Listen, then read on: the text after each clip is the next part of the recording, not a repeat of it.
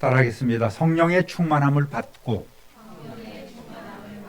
지난주에는 제사장 나라 거룩한 백성이라는 제목으로 출애굽기의 말씀을 나누었습니다.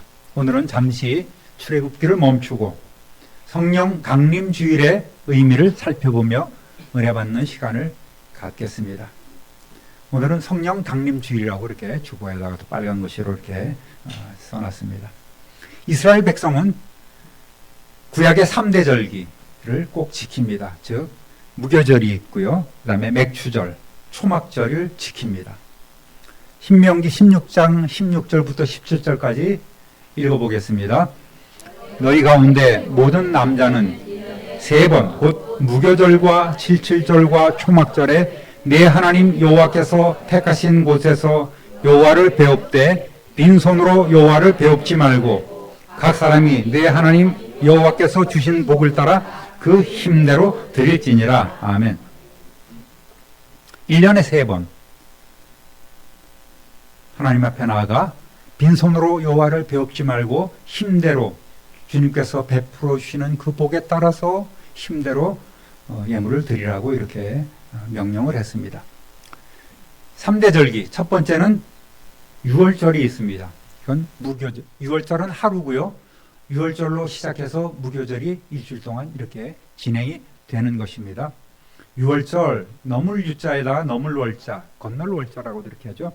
하나님이 보내신 심판의 사자들이 양의 피를 문에 바른 이스라엘 백성들의 집을 넘어가서 이집트의 집의 장자를 모두 다 죽임으로 결국은 이스라엘 백성들이 노예 생활에서 해방된 사건을 기념하면서 절 지키는 절기로 무교절이 시작되는 날입니다. 그래서 유월절, 우리나라의 그 광복절 같은 의미라고 보면 되겠습니다.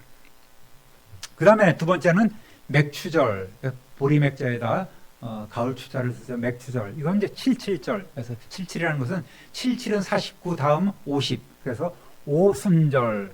순자는 열흘 순자입니다. 그러니까 열흘이 5번 지나는 오순절. 그러니까 안식일이 7번 지나고 그 다음 날이니까 50일이 되는 거예요. 77은 49, 50 이렇게 되는 것입니다. 그래서 50일 되는 날 곡식을 거두고 감사하며 지킨 절기입니다. 이 두 가지 의미가 나중에 이제 제가 설명을 드리겠지만은 그 사이에 초실절이라는 것이 하나 살짝 껴 있습니다. 그 다음에 수장절이 있습니다. 수장절은 거둘 숫자에다가 감출 장자를 씁니다. 이거는 초막절, 장막절이라고도 이렇게 성경에서 부르고 있습니다. 1년 중에 가장 큰 축제, 가장 크게 지키는 절기입니다. 가을거지를 하고 나서 모든 곡식을 거두고 또 올리브, 포도까지 거두어서 이제 가공을 하고 뭐 만들고 기름도 만들고 그다음에 건포도도 만들고 뭐 그런 여러 과정들이 있겠죠. 그런 것을 이제 다 거두어서 창고에 저장할 때에 7일 동안 지키는 절기입니다. 이때는 과거 자신들이 장막 생활을 했던 것을 기억하면서 밖으로 나가 장막, 초막을 치고 그곳에서 생활하기도 합니다. 지금도 건실한 그런 유대교 신자들은 하다못해 야외는 못 나가더라도 아파트 베란다에다가 이렇게 텐트를 치고 이 절기를 지키는 그런 풍습도 있습니다. 그래서 이스라엘의 성인 남자는 1년에 3번 예루살렘에 올라가서 이 절기들을 반드시 지켜야만 했습니다. 그런데 한국교회는 이 맥추절, 오순절을 맥추절로 지키지 않아요. 오늘 원래 맥추감사주일로 지켜야 되는 거예요. 이렇게 구약적인 의미로 본다면. 그런데 7월 첫 주를 맥추감사절로 지키고 있습니다. 맥추절이라는 것이 한글 성경에 맥추라고 되어 있어서 보리맥자 추수, 보리를 거두는 그런 추수로 오해를 한 거예요. 물론 뭐 이스라엘에서는 보리도 거두지만 대다수가 밀을 거둡니다. 이 맥자라는 것이 귀리나 밀, 보리 모든 것을 총칭해서 아우르는 그러한 단어입니다. 밀을 소맥이라고 하고 보리를 대맥이라고도 이렇게 부르기도 합니다. 어쨌든 언어상으로는 이 보리를 거두는 맥추절이 아니라 보면 수확의 절기입니다. 그냥 거두어 드리는 그런 때라는 의미예요. 그래서 좀 오해가 많이 되고 있죠. 맥추절은 단순히 보리 추수를 말하는 것이 아니라 무교절 기간 중에 첫 수확인 보리단을 드리는 초실절 후에 50일 동안 계속해서 거두게 되지 않겠습니까? 번거지를 하지요. 그래서 그때 거둔 것을 감사하면서 드리는 절기예요. 보리가 아니라 추수가 본질입니다. 거두어 드리는 것이 본질이죠. 그러니까 우리나라 가을 추자 써서 추수 이렇게 얘기를 하지만 이거 춘수라고 해야지 더 적확한 표현이 아닌가도 싶습니다. 그러니까 이 맥추절은 수장절과 더불어서 우리가 가을에 지키는 추수감사절과 비슷한 의미라고 보면 되겠습니다. 또 유독 맥추감사절만 지켜요.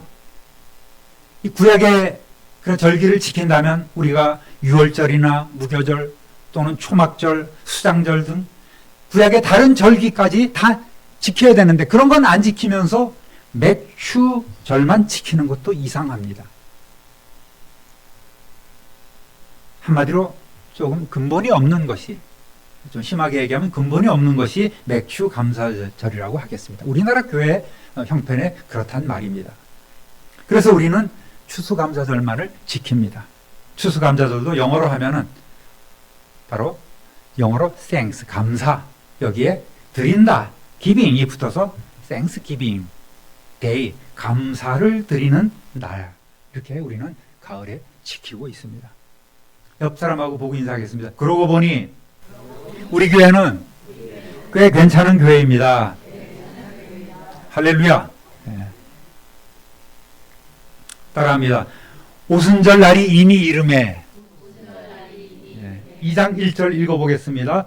오순절 날이 이미 이름에 그들이 다 같이 한 곳에 모였더니. 아멘. 그러면 이 구약의 절기와 오늘 우리가 지키는 신약의 절기는 무슨 관련이 있을까요? 성경을 자세히 보면 초실절도 두 가지가 있음을 우리는 알 수 있습니다. 레위기 23장 10절 11절 읽어보겠습니다.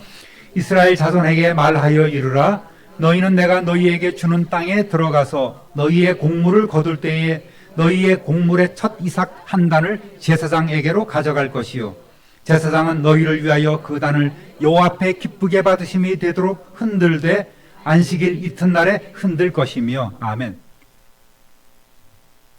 사실 이스라엘 백성들이 처음에 들어갈 때는 너가 심지도 않고 거두지도 않은 것을 먹게 하리라고 이렇게 말씀해 주셨듯이 처음에 들어가서 이들이 거둔 것은 자기들이 농사지어서 씨를 뿌리고 농사지어서 거둔 것이 아니라 그 가나안 지방에 있는 사람들이, 가나안 주민들이 농사를 지은 것을 그 땅을 정복하면서 거둔 거예요.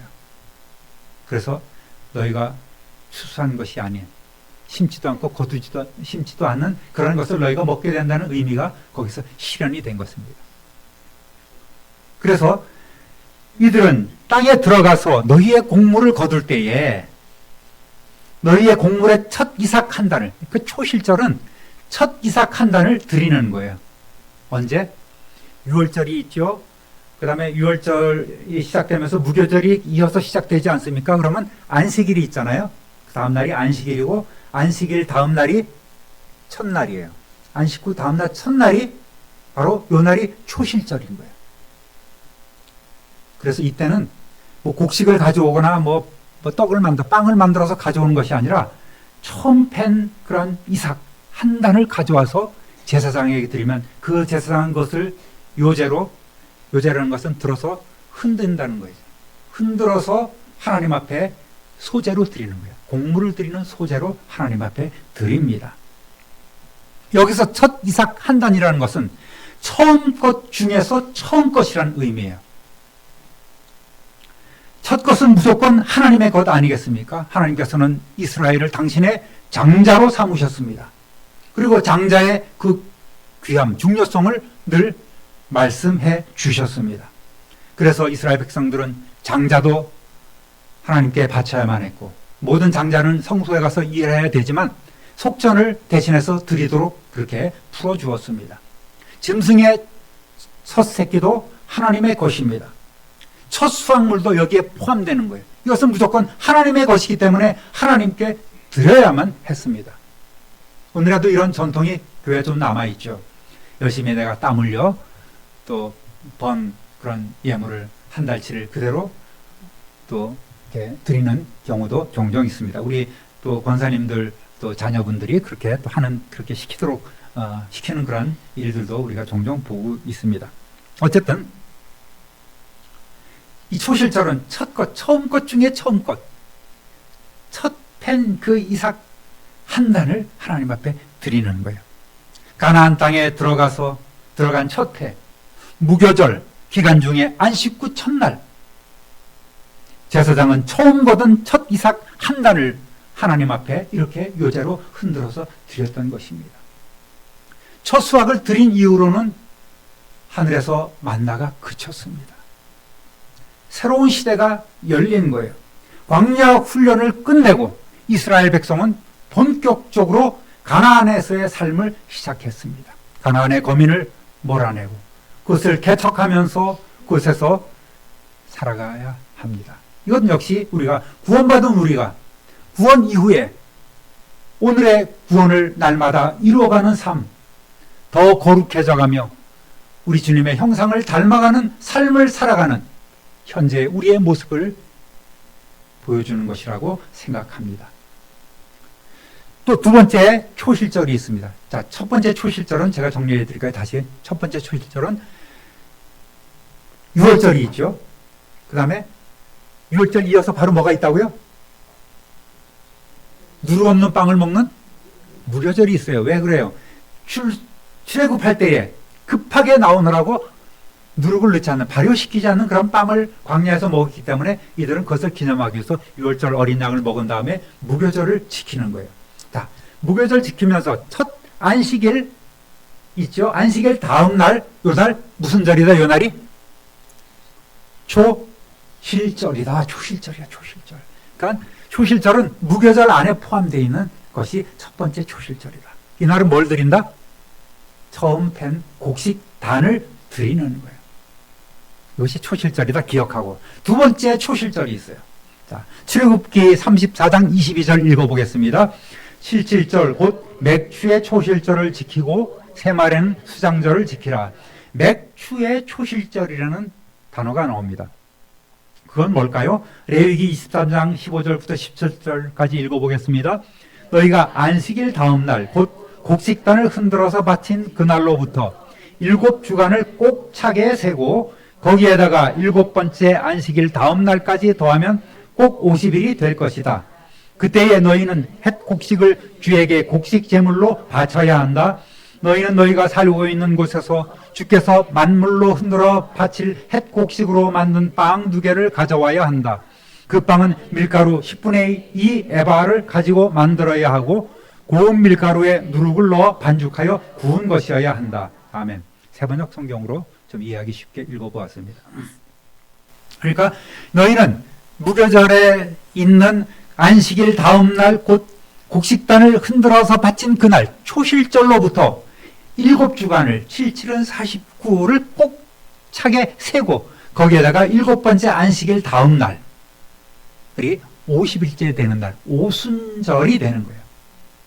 그래서 이때는 이제는 곡식단을 드리는 것이 아니라 너희가 거둔 그 곡식을 가루로 빻아서 고운 가루로 이렇게 떡을 만들어서 발효를 시켜서 맛있는 빵을 가지고 하나님 앞에 바치라고 이렇게 명령했습니다. 이것을 맥추의 초실절이라고 이렇게 얘기를 합니다. 초실절이 두 가지 있는 걸 알았죠? 그러면 이것이 어떤 의미가 있느냐? 자, 6월절 어린 양으로 예수님께서 죽지 않았습니까? 그렇죠. 그리고 첫 번째 안식일이 지난 그 다음 날 예수님께서 어떻게 되셨어요? 부활하셨잖아요. 그래서 예수님을 부활의 첫 열매라고 이렇게 부르는 거예요. 부활의 6월절 어린 양이 6월절날 돌아가시고 안식 후 첫날 부활하셨어요. 그래서 잠자는 자의 첫 열매가 되셨다 이렇게 얘기를 하고 있는 거예요. 초실절에 부활하신 거예요. 첫 번째 초실절에 부활했습니다. 고린도전서 15장 20절에서 22절까지 읽어보겠습니다. 그러나 이제 그리스도께서 죽은 자 가운데서 다시 살아나사 잠자는 자들의 첫 열매가 되셨도다. 사망이 한 사람으로 말미암았으니 죽은 자의 부활도 한 사람으로 말미암는도다.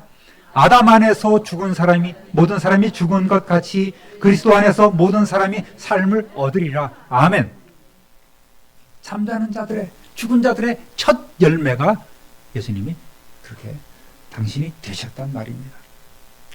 그러니까 예수님의 부활이 첫 열매가 되었다는 것은 주님을 따르는 우리 모두가 모든 성도들이 역시 부활에 동참하게 된다는 말이지요. 할렐루야.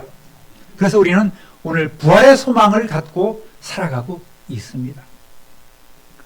그래서 6월절 어린 양 되신 예수께서 초실절날 살아나셨고 그것을 꼭꼭 채워서 오순절날 어떤 일이 일어났을까요? 이날 성령께서 강림하셨단 말입니다. 예수님께서는 부활 후 며칠 동안 이 땅에 계셨을까요? 사실 네? 며칠? 40일 동안 계셨어요. 그리고 부활하고 승천하신 후에 며칠 만에 성령께서 오셨을까요?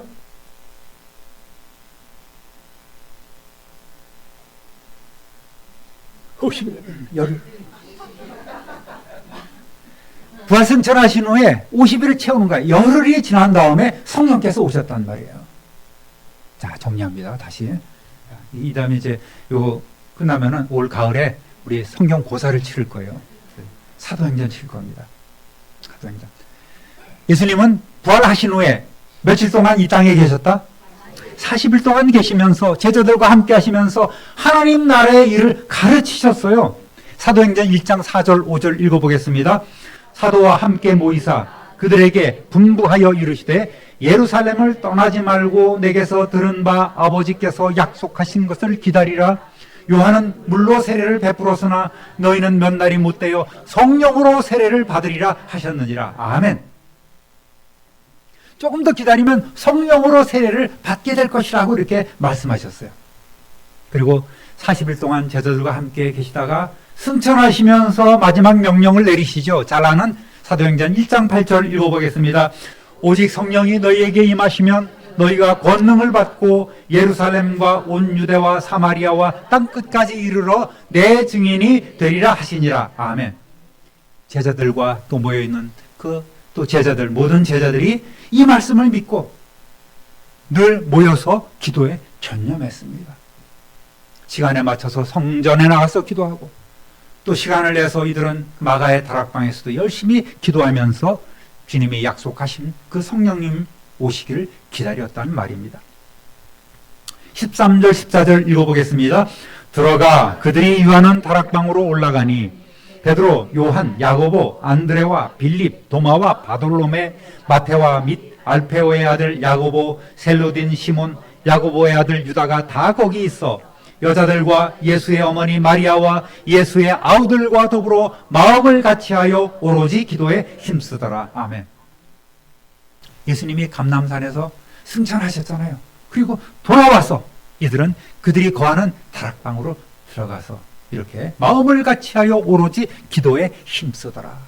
그 전까지는 아마 예수님에 대해서 긴가민가했던 예수님의 동생들도 예수님께서 부활하신 후에 정말 은혜를 받고 큰 그런 충격을 받고 이들도 완전히 바뀌었던 것을 우리가 볼 수가 있습니다. 이들이 곧 임하실 보혜사 성령님을 맞이하기 위해서 기도에 힘썼단 말입니다. 기다리라 그랬으니 이들은 기다리면서 기도에 힘썼던 거예요. 그렇다고 이들의 기도 응답으로 성령께서 오신 것이 아닙니다. 하나님이 정하신 그날에 보내시기로 작정하신 그날에 성령께서 오셨습니다. 이들은 예수님께서 약속하신 그때를 기다리면서 기도했다는 말입니다. 기도할 때는 이렇게 정말 최선을 다해서 힘쓰며 기도해야 합니다. 이런 기도의 원리가 있지 않겠습니까? 세상 일도 생각나고 기도하다 보면 못 가 사는 문제도 생각나고 이런저런 몇 가지 잡생각이 들어요. 예, 5만 가지가 돼요. 5만 가지 잡생각을 해가면서 기도 시간에 조금 하다가 딴 생각으로 일리 갔다가 저리 갔다가 아유, 내 기도 시간이 이제 주야 또 그럼 집안에 뭐가 어떻게 했나, 내 자식 놈이 어떻게 했나, 매일 그런 오만 가지 잡생각하다 보면 기도가 되지 않는 거예요. 또 걱정 근심이 사로잡혀 있으면 기도가 되지 않습니다. 그러다 보면 그 기도 시간 낭비만 하게 되는 거예요. 기도할 때는 이렇게 마음을 같이하여 오로지 기도에 힘쓰는 시간이 우리에게 있어야 합니다. 그런 시간을 구별하여 하나님 앞에 드리는 교제의 시간을 갖는 저와 여러분 되시기를 우리 주님의 이름으로 부탁드립니다. 그리고 중요한 건 뭡니까? 기도 모임도 중요하잖아요. 이들이 모여서 기도했지 않습니까? 또 기도할 때 집중해서 정말 우리 찬송가처럼 나와 세상은 간 곳 없고 구속한 주님만 바라보시는 그런 기도 용사 되시기를 우리 주님의 이름으로 축원합니다. 따라합니다. 하늘로부터 2장 2절 3절 읽어보겠습니다. 호련히 하늘로부터 급하고 강한 바람 같은 소리가 있어 그들이 앉은 온 집에 가득하며 마치 불의 혀처럼 갈라지는 것들이 그들에게 보여 각 사람 위에 하나씩 임하여 있더니 드디어 부활하신 후에 오순 50일 승천하신 후에 열흘 만에 성령께서 그 다락방에 모였던 약 한 120명으로 추정하고 있습니다만 그곳에 모든 성도들에게 임하셨습니다. 오순절 날이 이르러 제자들이 그 마가의 다락방에서 기도에 힘쓸 때에 예수님께서 약속하신 성령이 강림하셨단 말입니다.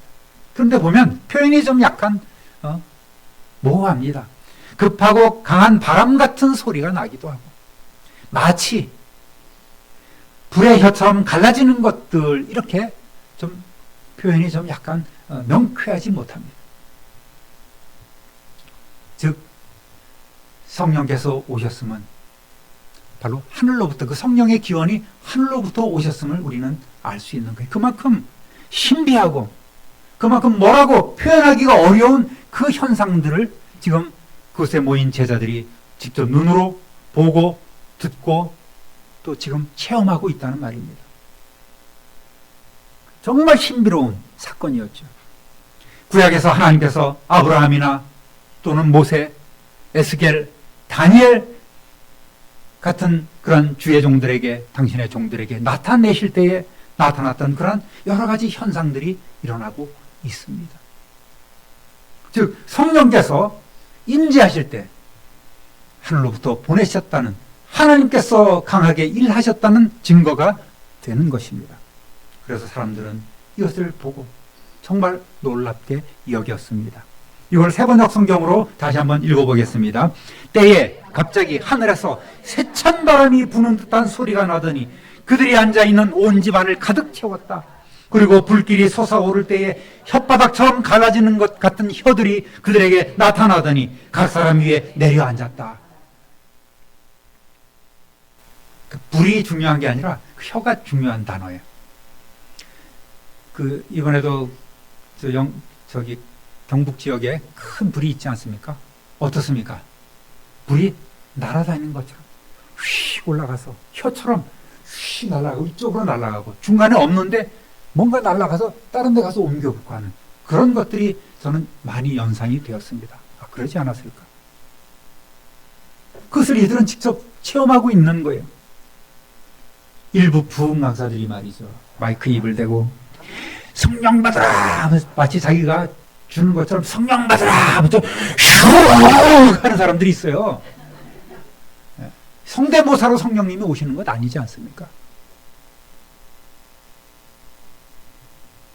그렇게 임하시는 분이 성령님이 아니란 말입니다. 오늘도 성령께서는 기도로 준비하는 자에게 임하시고 할렐루야 각 사람에게 충만하게 부어주시는 분이십니다. 구하는 이에게 선물로 주시는 거예요. 이렇게 성령의 충만함을 입는 저와 여러분 되시길 우리 주님의 이름으로 축복합니다. 따라합니다. 성령으로 충만하게 되어서 4절 읽어보겠습니다. 그들이 다 성령의 충만함을 받고 성령이 말하게 하심을 따라 다른 언어들로 말하기를 시작하니라. 아멘. 그곳에 모인 무리는 모두가 성령의 그 강력한 임재를 체험했습니다. 성령 세례와 성령 충만이 동시에 일어난 거예요. 앞에 너희가 성령으로 세례를 받겠다고 예수님께서 말씀하셨죠. 여기는 성령 충만이라는 표현이 들어가 있습니다. 그러니까 이들은 동시에 성령 세례를 받고 성령 충만함을 받게 된 거예요. 이걸 보면 성령 세례는 단회적 사건이고 성령 충만은 오늘 우리가 계속해서 또 이루어지는 날마다의 그런 은혜임을 우리가 알 수가 있습니다. 특히 여기서 뭡니까? 대표적인 은사로, 징표로 이들은 외국어를 할 수가 있게 된 거예요. 다른 언어들로 말하기를 시작했다. 외국어 은사를 받게 된 거예요. 오늘날에도 어릴 때부터 영어 배운다고 뭐 실세 고시반 뭐 그런 것도 있고요. 자기 한국말도 잘 못하는 애들이 영어 유치원 열심히 다닙니다. 동아도 뭐 영어 학원 다녀요 지금. 말도 제대로 못하는데 영어 학원 다니니까 그건 안쓰럽기도 합니다. 어릴 때부터 얼마나 많은 돈을 투자하는지 몰라요. 근데 유익이 없더라고요. 그래서 저는 우리 찬혁이 집사한테 어릴 때 그렇게 키우듯이 동아도 이렇게 키우라고 얘기는 하고 있습니다만 젊은 사람들은 불안하잖아요. 판판이 놀렸어요, 여기는. 그래서 본인들도 그런 거 알아요. 한 방이다. 외국 가서 열심히 하면 되지 하는 뭐 이런 생각이나 때가 되면 부딪히면 열심히 하면 되지라는 그런 생각을 하고 있는데 요즘 부모들은 조급함이 있어요. 어릴 때부터 남에게 뒤치는 것, 뒤처지는 것 같은 생각에 열심히 어릴 때부터 이렇게 학원에 보내기도 합니다.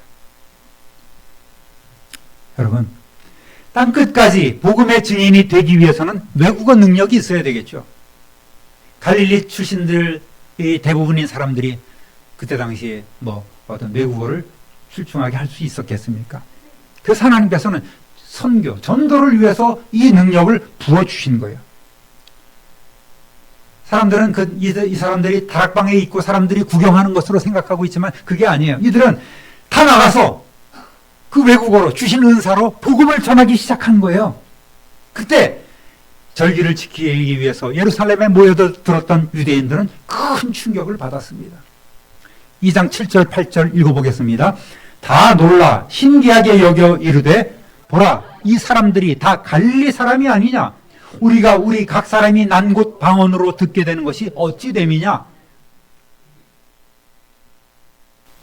오랫동안 그렇게 디아스포라로 살다 보면 외국어를 잃어버리는 이들도 많았을 것입니다. 어쨌든 그들은 부모님을 따라서 이렇게 대대로 예루살렘 성전에 와서 이렇게 절기를 지키는 일들을 했죠. 그러다 보니 이들은 그들의 당시에 그 통용되었던 말들을 하지 못하는 경우도 있고 자기들의 그런 자랐던 태어났던 곳에 말만을 하는 사람들도 꽤나 있었을 것입니다. 그런데 그들에게 그들의 언어로 이렇게 복음을 전하는 이들이 갑자기 많아진 것을 보고 이들은 충격을 받았단 말입니다. 성도 여러분, 성령께서 강림하심으로 구약의 예언과 예수님의 약속은 성취되었습니다. 이 땅에서의 예수님의 구원 사역이 완성되셨습니다. 성령이 우리에게 오신 그 의미가 바로 이것 아니겠습니까? 구약의 성령 강림 사건은 오순절 성령 강림 사건은 구약의 맥추절이 곡식을 거두고 감사하는 절기인 것처럼 우리의 영혼의 추수, 성도의 구원이라는 영적인 의미를 갖고 있는 거예요. 이때부터 본격적으로 복음 전파가 시작되지 않습니까? 영혼의 추수가 시작된 것 아니겠습니까? 가을 거지까지, 수장절까지 오늘 이러한 맥추절, 오순절의 추수는 계속되고 있다는 말입니다. 구약시대에도 성령님은 일하셨습니다. 그러나 구약의 성령님은 필요에 따라서 왕이나 선지자, 사사와 같은 그런 택하신 사람들에게 임하시고 일을 마치시면 또 그들을 떠나 가셨습니다. 그러나 오순절 이 성령 강림 이후에는 성령께서는 모든 자에게 임하셨고 지금 임재하시고 또 내주하십니다. 이것을 성령의 내주 안에 거하시는 내주하심이라고 표현하고 있습니다. 내 안에 거하시며 우리의 몸을 성전 삼고 일하고 계심을 믿으시기를 바랍니다. 성령 세례는 한 번이지만 성령 충만은 오늘도 계속해서 이루어져야 되는 거예요. 우리의 몸이 거룩한 주님이 거하시는, 성령께서 거하시는 거룩한 성전임을 너희가 알지 못하느냐? 그러면 여러분, 우리 몸에 좋지 않은 것을 부어넣어서는 되겠습니까? 안 되겠습니까? 돼요? 안 돼요? 나쁜 것 집어넣으면 안 돼요. 굴뚝으로 만들어도 안 되고 술독으로 만들어도 안 됩니다. 내 안에 주님 모시고 내 뱃속에 술주자 주님 모시면 안 되는 거예요. 주님이 원하는 삶이 아닙니다. 거룩한 삶이 아니에요. 성령께서 우리를 지배하시고 통치하시는 그런 성전, 그런 나라가 우리는 되지 못한다는 말입니다. 여러분, 한 가지 중요한 사실이 있어요. 우리가 흔히 사도행전을 성령행전으로 부르지 않습니까? 그렇지만 성령께서 하시는 일은 오직 예수 그리스도만 증거하는 데 있음을 우리는 알아야 돼요. 요한복음 15장 26절 함께 읽어보겠습니다. 내가 아버지께로부터 너희에게 보낼 보혜사 곧 아버지께로부터 나오시는 진리의 성령이 오실 때에 그가 나를 증언하실 것이요. 16장 12절 14절 그러나 진리의 성령이 오시면 그가 너희를 모든 진리 가운데로 인도하시리니 그가 스스로 말하지 않고 오직 들은 것을 말하며 장래일을 너희에게 알리시리라. 그가 내 영광을 나타내리니 내 것을 가지고 너희에게 알리시겠습니다. 아멘. 성령님은 당신이 주인공이 되셔서 내가 성령이야, 나에 대해서 가르치거나 증거하지 않으시고 오직 예수 그리스도만을 알려주십니다. 겸손했던 예수 그리스도처럼 성령께서는 겸손하게 오직 예수 그리스도만 빛나도록 오늘도 일하고 계신다는 말입니다. 우리를 성령 충만케 하시는 목적도 우리에게 권능을 주시고 바로 예수 그리스도의 증인이 되도록 하기 위함임을 우리는 믿어야 합니다. 오늘도 우리 가운데 임재하시고 우리를 통해서 일하고 계시지만 영광을 직접 받으시지는 않고 오직 예수 그리스도의 영광을 나타내시는 분이 바로 성령님이십니다. 할렐루야! 유대인에게는 오순절이었지만 오늘 신약시대를 사는 성도들에게는 성령 강림절이 되었습니다. 교회가 탄생하는 역사적인 사건입니다. 그래서 성령 강림절은 교회의 생일과 같은 날이라 이렇게 말씀을 드립니다. 여러분, 부활도 성령 강림도 안식일이 아닌 안식 후 첫날인 일요일입니다. 그래서 우리는 일요일을 주일로 지키고 있습니다. 가나안 정복 생활과 같은 그러한 하나님의 일꾼으로서 우리는 오늘 이 주일을 밝히며 어두운 권세를 몰아내는 일에 최선을 다하고 있습니다.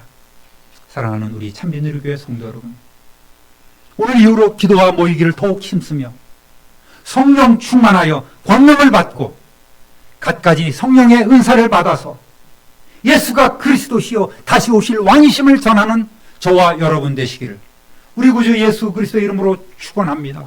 축원합니다. 축원합니다. 존귀하신 하나님 아버지, 참 감사합니다. 약속해 주신 그날이 이르러 모든 성도들이 기도에 힘쓸 때에 그 언약대로 성령께서 임하셨고 또 그 이후에 모든 사람들이 성령 세례를 받고 성령 충만하여 주님의 증인으로 살아갈 수 있는 힘과 권능을 얻었음을 저희들은 오늘 다시 한번 우리의 마음에 새깁니다. 이 시간 우리 속에 내주하시는 성령님께서 늘 우리를 지배하여 주시고 복음의 도구로만 사용될 수 있도록 이끌어 주시기를 소원합니다. 성령께서 약속해 주신 그 갖가지 은사를 받고 누리며 활용해서 하나님 나라를 더욱더 선포하며 오실 예수 그리스도를 증거하는 예수 그리스도의 증인들이 다 되게 하여 주옵소서. 우리의 힘으로는 감당할 수 없사오니 성령께서 그렇게 일하여 주옵소서. 우리 구주 예수 그리스도의 이름으로 축복하며 기도드립니다. 아멘.